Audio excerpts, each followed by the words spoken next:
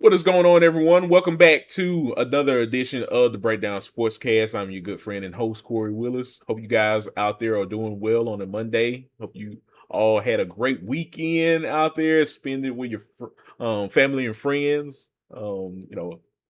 Did some cool stuff over the weekend. Got some South by Southwest going on out here in my neck of the woods. So overall, guys, hope you all are doing well on a Monday. As always, we appreciate you guys tuning in here on the Breakdown Sportscast. You know where to find us. You can find us on X, Instagram, and on TikTok at BD Sportscast. You can find all of our content there.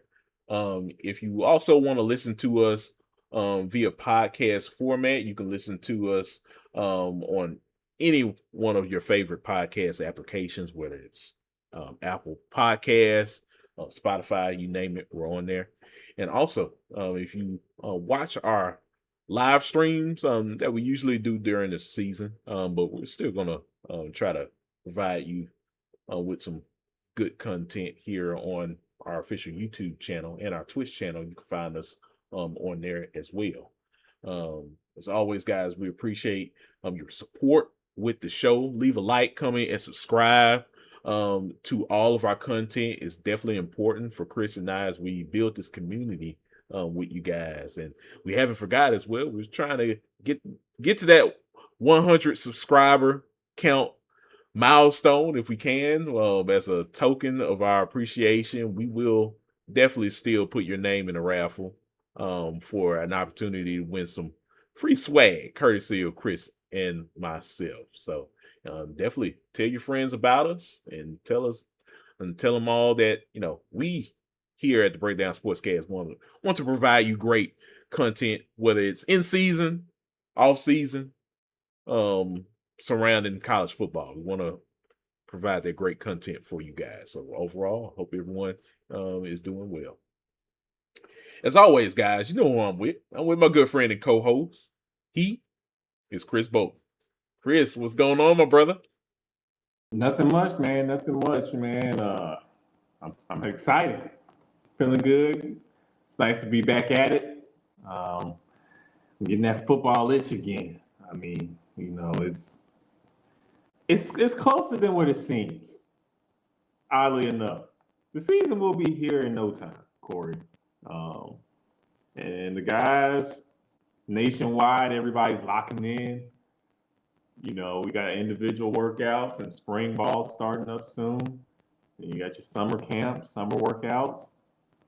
Everybody putting on weight, hitting the weight room, eating anything and everything that they can find at the cafeteria. Before you know it, Kory, fall camp, and then it's gonna be unofficial depth charts being released. And before you know it, it's the end of August, Kory, and we got games. We on that field, on that grass, on that gridiron. That So Astro let, turn. let we getting there, man. We getting there. It's a fun time. I almost say this time of year isn't appreciated enough because these guys are really putting in work, and if you keep your ears plugged to what's going on, you might be able to get ahead of the curve and really make some kind of not be shocked by some of the teams who may break out this year if you really got your nose and ears plugged into the streets of what's going on during this time. No, you're absolutely right, Chris. Yeah, like this is the time that all of these players, are going through their workouts, finding themselves on their teams and trying to see, what's best for them. Where do they stand at with wherever their new school is at, and how can they become a better player for next season? Like it's March right Coaches are now. learning, what do I have? Mm-hmm. Yeah. What squad do I have this upcoming year? They're getting questions answered too. Mm-hmm. No, you're absolutely right. So everyone is trying to, figure out those answers. They're trying to find ways to become better coaches, better players, overall teammates in general. Everyone's trying to find those answers, Chris, and usually the springtime, the summertime are those times where you can figure out, hey, what can I do to become better? And that's where everyone's doing right now. Because like you said, Chris, before you know it, we're back out there playing football again. The road to the national championship would be poof, just like that. We're back at this thing again. So it is very important for coaches and players alike to take this time to get healed up, to heal their bodies, to get back in that head space and try to figure out what's best for them. That way that they can have a better season than they did last year. So I think that's definitely an important thing to think about. Yes, sir. Yes, sir. So yeah, man. Well, this won't be a long show, folks. I know it's been a while since Chris and I did in the episode, and we're always appreciative to you all tuning into the show. But we do have a couple of things to kind of go over. Some things have been brewing during the off season, Chris. Now that the season is over, we're now headed towards draft season. Yeah. A lot of players are trying to move into a good place, head into the NFL draft, trying to get those numbers up, those mock draft numbers up and everything. So one of the first orders of business that players have to endure is combine and pro days. And boy, did we have the combine that had just passed a few weeks ago now. And yeah, it was interesting, Chris. Well, we got to go ahead and talk about it. Brennan Thompson out of Mississippi State. He was a guy that a lot of people were shocked to hear about. This guy ran what? He ran like a 4.26. If a 4.26 in the 40-yard dash. That was all he needed to do, Chris. Once he did that, he was out of there. Hey, look, rest in peace, Al Davis. If he was around, Brennan Thompson would be going to the Raiders immediately. No ifs, ands, or buts. Like no ifs, ands, or buts about it. There you go. He will find a way to make sure he's in that silver and black. It's few things that men love more than speed, and Brennan Thompson is speed. Yeah, like that man be on a first plane to Vegas. if Al Davis was definitely running the ship. But yeah, no, Brennan Thompson showed out, and he's a good receiver. He's not just a burner. He can run routes, has great hands, made plenty of diving catches for Mississippi State this past season. And I think he's somebody that on the pro team, he can make his way out there to be first and foremost probably a great returner, but he also can be a great weapon in an offense when you have that kind of speed and really, even if he doesn't get a target, just his speed you have to respect. And I think he's going to be able to pull defenders and open up the field for guys. So I'm curious to see where he winds up, Kory. Yeah, I agree with you, Chris.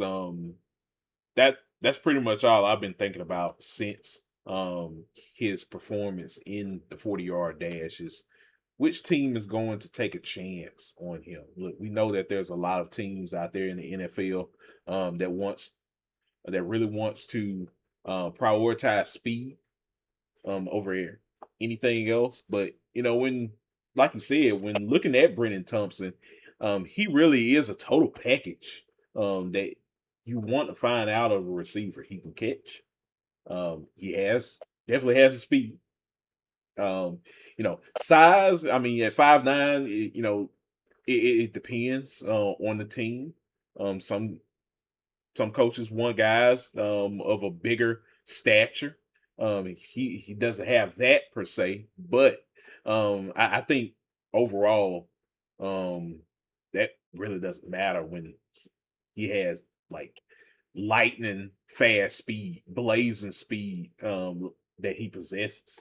And we saw that at Mississippi State. The guy hardly he was untouched. And when he was down the field at times, and when defenders were near him, boy, they were tugging on this guy and just just trying to do anything that they can do to keep him from catching the football, because he is that fast. He is that caliber of a wide receiver. And I think if you can put him somewhere in the slot, shoot, somewhere in special teams, punt return, kick returner, all of that, I think you have a heck of a football player that can really withstand the league. And I think he definitely helped himself in this combine with the 40-yard dash and showing, hey, teams, if you want me, this is what I can bring to the table. So all I need is that one shot. So yeah, I would.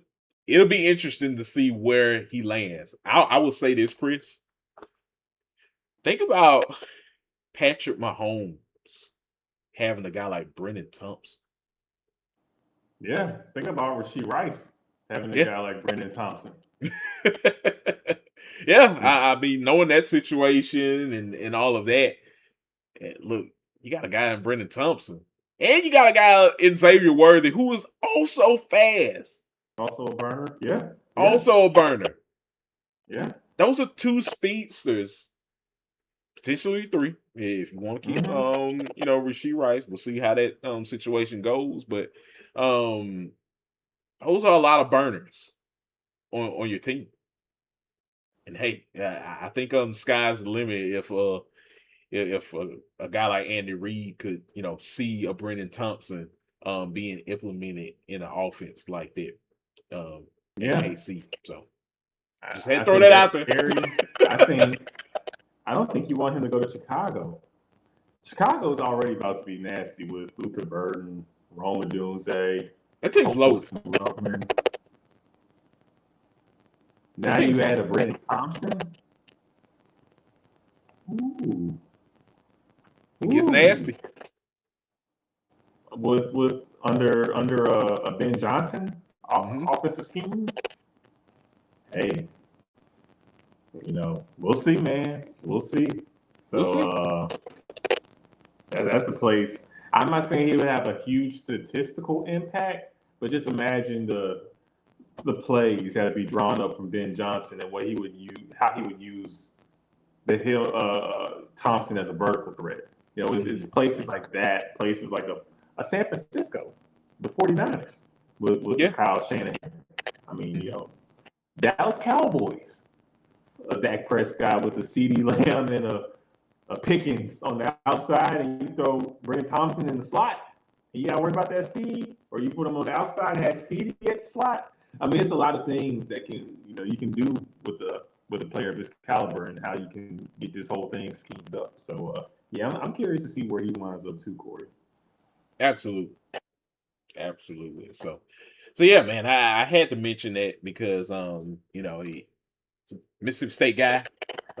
Didn't have the greatest season, but in terms of his team, but in terms of what Brendan Thompson can produce for any team and potentially an NFL team, I think it can't go unnoticed. I think the guy definitely has something that a lot of NFL scouts can't deny, and that's great speed and also great hands as well. I think he's definitely a player that you want to have on your team on Sundays. Yes, sir. So yeah, man. But Brendan Thompson had a great week at the combine. I had to also talk about Arvell Reese, Chris. This gentleman, just a great specimen. This guy was a freak of nature at Ohio State. Now headed to the NFL. He boasted a 4.46 in the 40-yard dash. And he was also doing a couple other workouts too, just showcasing his skills. What are you thinking about Arvell Reese, Chris? Because man, I think uh in a year Sonny's where different. a lot of defensive players, him at the edge, I think he can pay dividends for a team. Yeah, man. Ohio State has guys, and then Sonny's one of them ones. The numbers he's posted, his athleticism, the vertical jump, the 40-yard time. He's a freak athlete, and so we'll see where he winds up. I feel like he's gonna go in the top 5 though. When you putting up the numbers. I think Chris just disconnected a little bit. Oh, are you still there, Chris? Yeah, nah, I think he's gonna go top 5. I think that's a bad man out there on defense. Oh yeah, like this guy showcased it all last season, and I think in terms of edge rushers, this is a really good class of edge rushers this year, and yeah, I think Arvell Reese definitely at the top of those edge rushers and making a name for themselves in the NFL. So I think he already made a lot of money during his time being at Ohio State. I think with a lot of scouts, they want to see him up close and personal, and they saw him at the combine doing his workouts, and I know he's probably going to be a part of pro days, probably at OSU as well, whenever they have those, to also showcase his skills. So, if not, I think he's in a great space right now where it's just whichever team that's looking to make a move and hiring him for his work, hey, I think they're getting a great player. This guy has that it factor that a lot of people talk about. Yeah, yeah.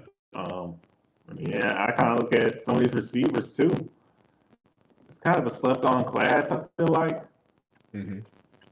but the big three, in my opinion, all three of them are official.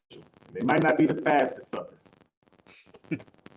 Carnell Tate isn't out here running 4.39s.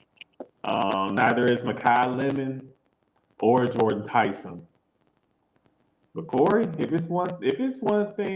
there's two things those three gentlemen can do, it's one, catch the football, and two, get open. If you can do that in the NFL, you're gonna be just fine. JSN ain't the fastest wide receiver either. We just saw the season he had torturing DBs. These guys, they kind of have that skill set where all three, but they just get open and they catch the football. And I'm a big fan of all three of them. Number one for me though is Makai Lemon. I know Carnell Tate is projected to probably be the first receiver. I love Makai Lemon. Wherever he goes, he's going to be a problem. And really, all three of them are going to be great. I like Jordan Tyson as well. Jordan Tyson and got Sam Levitt some good money these last couple of years. he made sure that he bolstered up Sam Levitt's stock. Is that what you're saying? Oh man, look, whenever Jordan Tyson gets to the league, like Sam Levitt's gonna knock that man's door, and Jordan Tyson's gonna be like, "Hey, why are you here? Like, look, I want a little bit of that money, in commission, for what I did for you is what you're gonna do for me, all right? So open up the pocketbook, and I'm gonna open up mine. Just whatever you put in there, just make sure it got enough room in it." Oh my gosh! No, you're absolutely right, Chris. Yeah. So many players, from the defensive side of the ball, the offensive side of the ball. Yeah, I'm loving. Um, you know, what didn't Jeremiah Love go crazy too? He like a four. What was his 40 time? Jeremiah Love, I think he ran like a 4.4 something. Let me see. I checked it earlier before we. He's a big running back Yes, that runs like a small running back. I know, I know. He ran a 4.36 in his 40. You know what I'm saying? That's ridiculous. Yeah. 4.36, and he'll run you over. He'll run by you or run through you. The choice is yours. And look, I don't want to make I don't want to make the wrong choice in trying to tackle Jeremiah Love, man. You know him, he'll just leap over you and just hit you with the heart emoji at the end. You know. It's gonna be interesting to see where he winds up too. Yeah. Kory, you know, does he become a Titan? We'll see. Well, I'm really interested to see where he's at because he's a dog. He Yeah. is the premier, I think, offensive weapon in this draft. Yeah. I'll say this. I'll say this. My Arizona Cardinals just let go of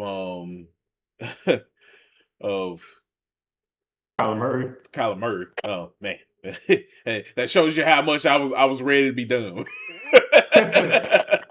But hopefully Kyler Murray finds another spot at where you know he wants to be at and produce during his time playing football. But you know now that Kyler Murray is gone, you freed up some cap space. You know, now you got to make some moves that can be beneficial for the long term for you. And look, I could see a scenario where you got a guy like, um, Connor that's getting, you know, a little up there in terms of running backs. Um, I could see a scenario where Jeremiah Love, you know, makes a spot at a place like Arizona. That'll be fun. It would be fun. So hey, you know, I'm wishful thinking, but you know, it's some wishful thinking for Arizona fan that's been burnt way too many times. So,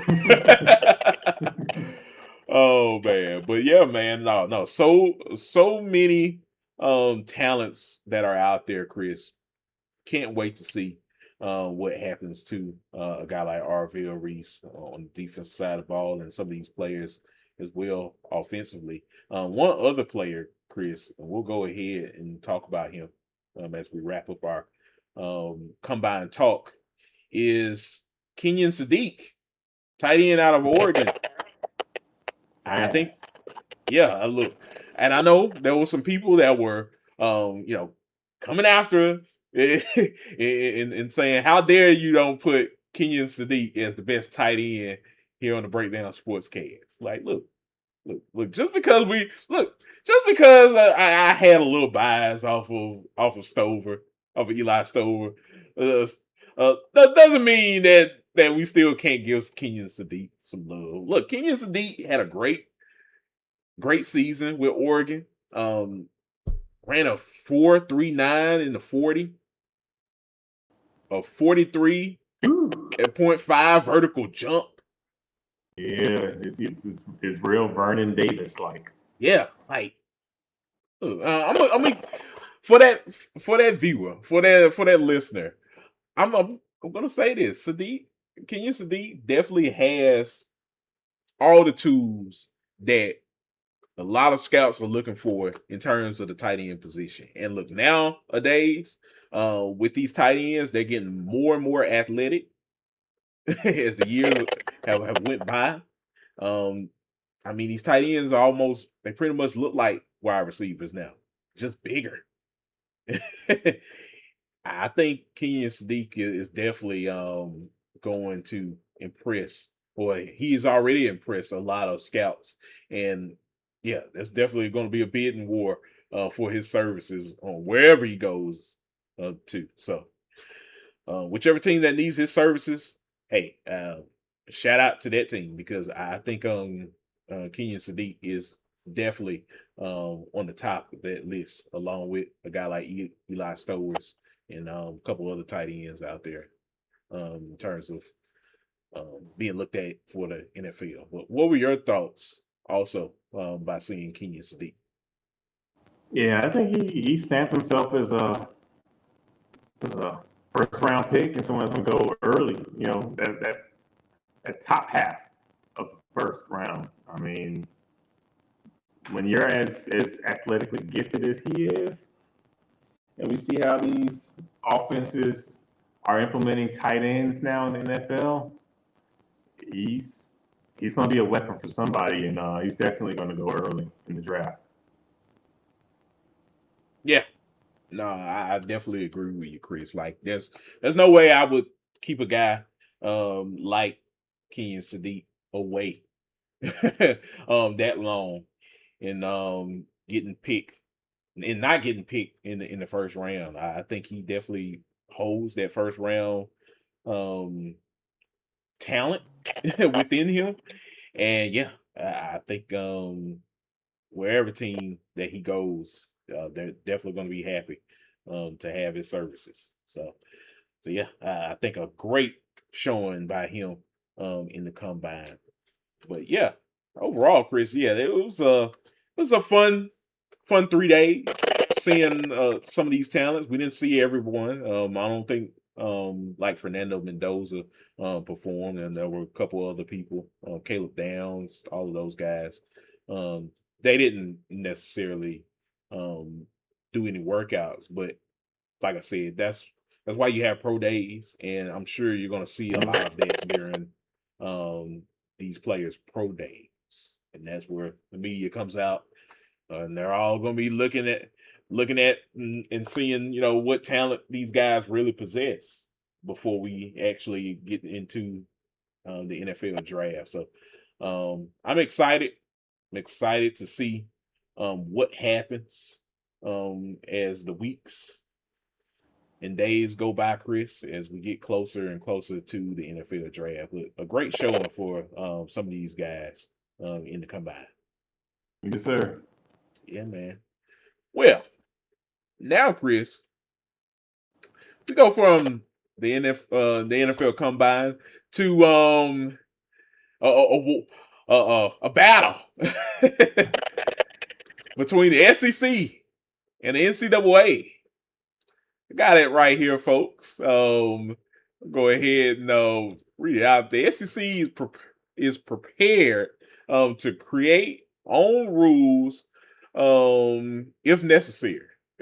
Commissioner Greg Sankey says this is an article I think from the Athletic and per the New York Times. I'll try to place that link underneath Hmm.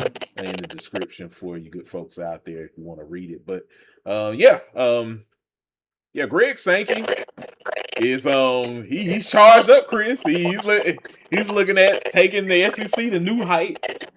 And look, if it's without the NCAA in governing rules for them, Greg Sankey he's looking at making his own rules for the league. So I saw this a couple days ago, Chris. I had to send this to you. I was like, what in the world is going on in this off season that always has something going on? What were your thoughts about this story? Because man, this is just for me, it's just college football in the legal system.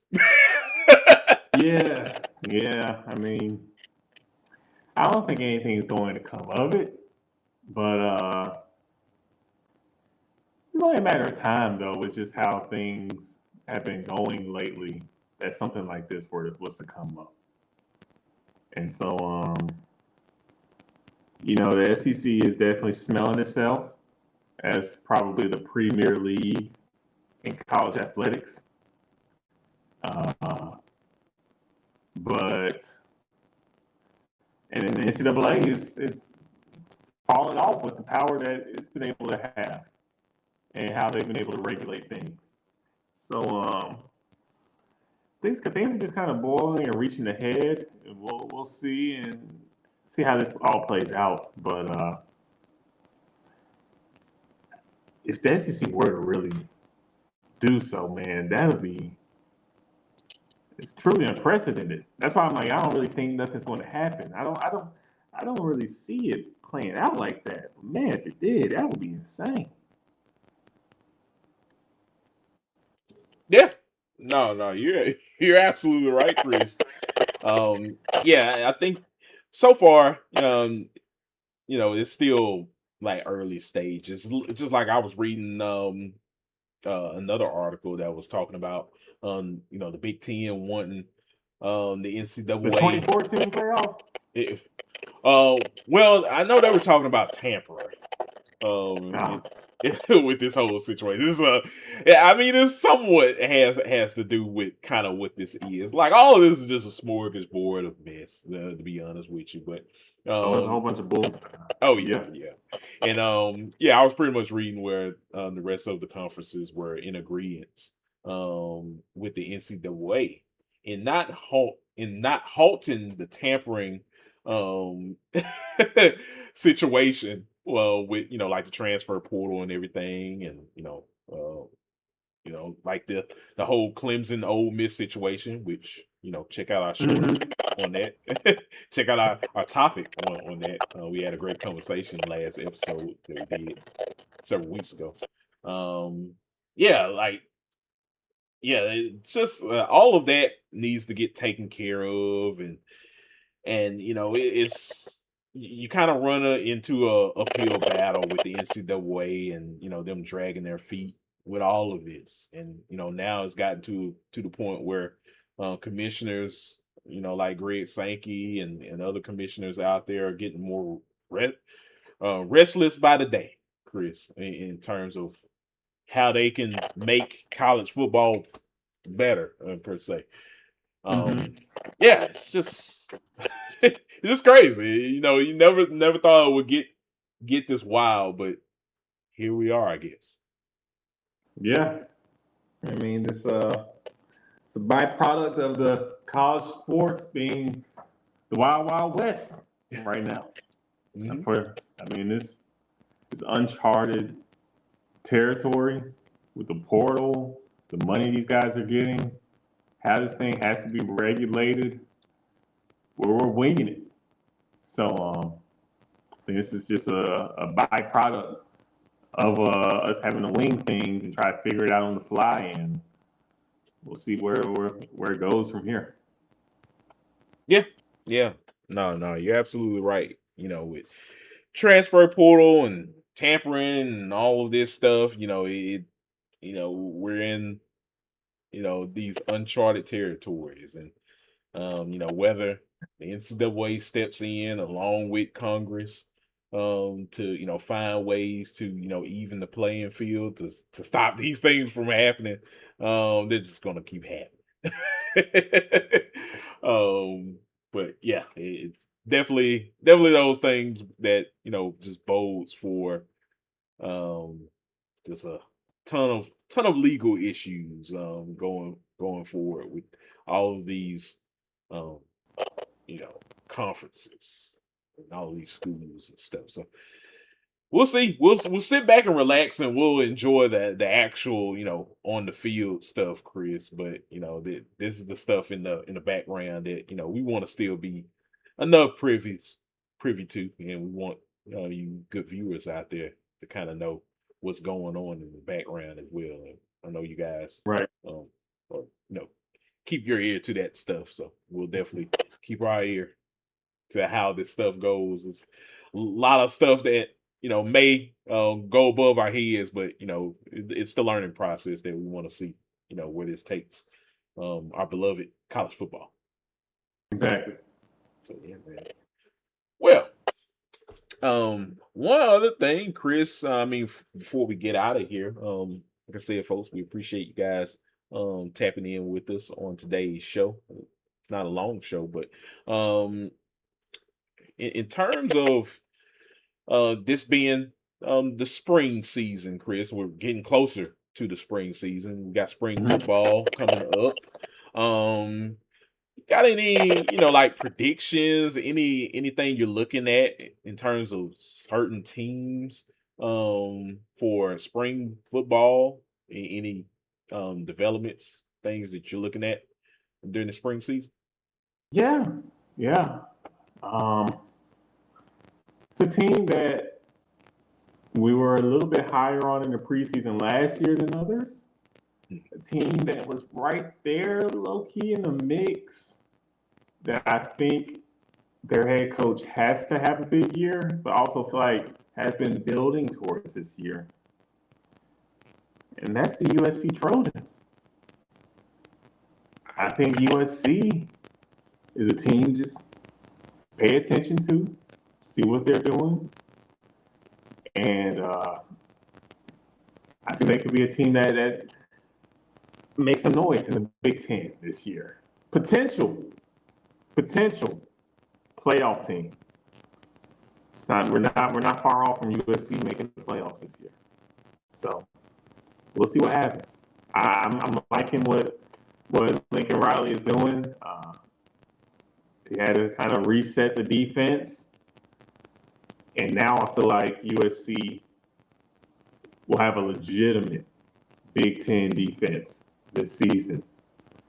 And with a mind like Lincoln Riley running that offense, it could be the perfect storm for USC to be back, Kory. They're gonna be back. Just like those good old Pete Carroll days. We back, baby. Oh man, no. Like, look, I think what we saw from Jaden Maava last season, Chris, was a quarterback that definitely deserved flowers in the Big Ten last year. I love what Jaden Maava brought to the table last year for USC. They didn't make it to the playoffs or anything, but there was one point in time where they were keeping their head down, Chris, and every week we were saying, hey, if they got one person, all they needed to do was make a statement for one good week, and that was to really perk our ears up and be like, hey, I think now is the time that we need to be looking after what Jay Malva and USC is doing, because man, they're putting in that work. I think it was around I think the Michigan game, and I think around the Illinois game, a couple others that they were silently playing some really good football, Chris, and all they needed was to make a couple moves to really set that thing into gear. And yeah, they got to the bowl game against TCU and they stumbled. That was a little bit of a setback, but a good game nonetheless. But I think for the 2026 season, I think Lincoln Riley, he knows what he needs to do. He knows he needs to go all out with this team and really break that ceiling, because man, it's been a minute since we've seen USC be competitive and really reach that status of, hey, we're a playoff caliber team again. Right. I think if they can really keep their head down, get in the lab, work on some of those issues that they had the year prior, I think they can come back this season and really make something shake. So I think they got the quarterback to do it. I think that's a great start. And I think they got a couple of their O linemen back as well, and a few other players. Kyle Lemon won't be there, but I think well, it isn't that I think. I mean, we all saw it. USC with the number one recruiting class. I don't think that was a mistake at all. I think that's just Lincoln Riley being a damn good recruiter at the end of the day. So, if you put all that in, you factor all that together, Chris, and they can put it together, I think that they can have a pretty good 2026 campaign. So yeah, I'm definitely with you on that one. We'll see what happens this spring and during the summer months as well, as we get towards like media days. But for me, we talked about it, Chris, off the stream. I gotta go with the Florida Gators. John Summerall, now the head coach for the Florida Gators. look, I know a lot of people. I know a lot of you Florida fans that are tuning into the show. Like, look, man, I don't believe this guy. I don't believe that this guy can do this. Look, you gotta give him a chance. All right, just give him a chance. I think John Summerall will not disappoint. He knows what's at stake. I feel like he is a coach that understands the situation that he is in. I don't think he wouldn't have took that job at Florida if he didn't really want it. He wants to win there. He wants to be great there. And hey, I think he definitely has an opportunity to do that. He has Philo there from Georgia Tech. I think he's going to be a great addition to that offense. I think the guy can sling the rock around. Who we had talked about? Is it Jaden Bow or Jordan Bow? I want to say it's Jaden Ball. Yeah, Jaden Ball. Yeah, Jaden Ball is now there. You you got Dallas Wilson Yeah, back. You exactly. got Eric Singleton, who was a premier wide receiver in the portal last season. Was in a tough situation at Auburn. Mm-hmm. Well, now he goes to Florida. I still think he's a premier talent at the receiver spot. And we'll see if he can bounce back and have a big year. You got guys there in Florida right now that you can win with. Yeah, you absolutely do. I mean, yeah, you just mentioned Chris about Dallas Wilson. Heck of a player. Last year that was his freshman year, Freshman year, yeah. and he didn't even play the whole season. He was hurt half of the year. Came back, and what they had a game against Texas, I think, and Where he went off. yeah, guys just went off. that guy somewhat almost well it wasn't almost it gave it gave a man a couple weeks left before he got the boot. Yeah, no, he's a Sunday guy. He's not just somebody that's going to be playing football in Florida. He will continue to play football on Sundays for somebody else in the NFL when that time comes. But they have real talent at Florida, and also if there's anything we know with the John Summerall coach team, the defense will be tough. The defense will be fine.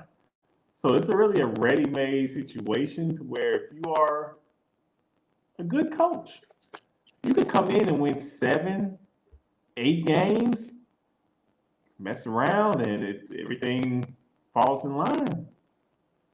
Florida, Kory, could be a 9, dare I say 10-win team. Not putting them expectations on them, but if we be real about the talent at Florida, it's possible now. Yeah. I mean, look, I think everything is right there in front of you to be a really good team. You put some of those pieces together from your recruiting, the transfer portal, Billy Napier, who I was just thinking about earlier, did leave you some talent. Dallas Wilson being one of them, Bob being another guy at the running back position. There's still a lot of talent that's on this Florida team that stayed there, and now you got some more talent from this past class. So yeah, I'm pulling for a guy like John Summerall to take Florida to the way that it used to be, and if he can do that, then hopefully he can calm the nerves down to the Florida Gator fan base, because man, they've been wanting this. They've been desperately wanting to see the Gators be back in the playoff talk, in the playoff discussions. And I know you, Chris, being around that area, not too far around that area, you've encountered some Florida Gator fans that have made those cries out and say like, "Hey, look, like why not us?